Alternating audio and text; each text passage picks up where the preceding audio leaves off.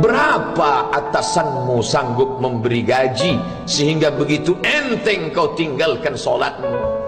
Apa yang dijanjikan istrimu sehingga begitu enteng kau berikan yang haram? Hanya rayuan sesaat, padahal dia pun akan meninggalkanmu sebelum masa tua tiba.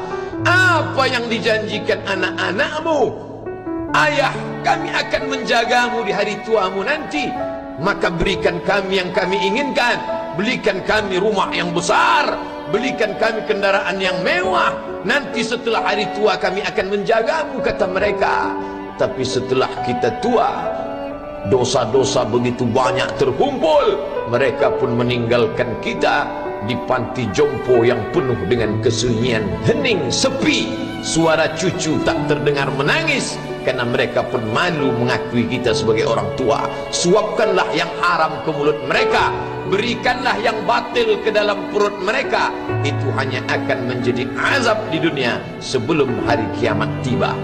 Ish masyikta, hiduplah sesuka hatimu. Ish masyikta, apa yang mau kau makan, makanlah. Apa yang akan kau bekerjakan, kerjakanlah. Fa innaka mayyit, tapi ingat, kau akan menjadi mayat, kau akan mati. Semua akan diminta pertanggungjawaban di hadapan Allah Subhanahu wa ta'ala. Hari ini orang boleh tertawa, hari ini orang boleh merasa dunia dia yang punya, tapi sampai masanya yang hijau akan berubah menguning, yang kuning akan mati, yang mati akan menjadi debu, yang debu ditiup angin hampa tak bermakna. Lalu apa yang akan dibawa menghadap Allah Subhanahu wa ta'ala? Amal saleh. Kalau pernahlah mulut itu membaca sepotong dua potong ayat sebelum berangkat bekerja, kalau sempatlah masuk ke kamar mandi mengambil air wudhu, salat sunat duha sebelum berangkat bekerja, kalau sempatlah ketika duduk dalam suasana santai membuka iPad lalu dibuka Quran digital sambil melihat beberapa ayat merenungkan maknanya mengingat mati, kalau sempatlah mulut mengucapkan subhanallah wa bihamdihi subhanallahil azim, kalau sempatlah anak istri dibawa ke masjid iktikaf mendengarkan pengajian, kalau sempatlah beberapa persen dari pendapatan itu dilimpahkan ke rumah anak yatim panti jompo masjid, kalau sempatlah beberapa meter tanah dibeli untuk pembebasan mendirikan rumah Allah, kalau sempat memberikan beberapa karpet untuk rumah yang selalu ditinggalkan, kalau sempatlah membelikan beberapa kilo beras untuk yatim piatu dan panti jompo, itulah yang akan menolong di hadapan Allah. Adapun rumah besar dengan beberapa semen, dengan beberapa busi yang banyak, semua akan menjadi tinggal kenangan. Mereka akan menjual, membagi-baginya. Tanah yang dulu harganya semeter 100.000 sekarang sudah menjadi 5 juta. Mereka akan bagi-bagi itu semua kepada ahli waris. Lalu kita hanya membawa 3 helai kain tipis yang tidak berjahit, dan itu semua menjadi milik orang. Kalau dulu mereka kita didik dengan pendidikan yang baik, di tengah malam mereka bangun menetes air matanya, lalu dia berdoa, Rabbighfirli wa liwalidayya warhamhuma kama rabbayani shaghira, seperti tetesan embun di tengah gurun Sahara yang panas. Kalau sempatlah mereka berdoa, Allahumma ighfir lahu warhamhu wa'afihi wa'fu anhu, maka mengalirlah air yang sejuk ke tenggorokan yang kering. Kalau sempatlah mereka membeli makanan, diundangnya anak yatim, diusapnya kepala, ya Allah, terimalah sedekahku ini untuk almarhum ayahku, almarhumah bundaku. Aku tak dapat membalas budi baik mereka, ya Allah, mereka sudah mendahului aku.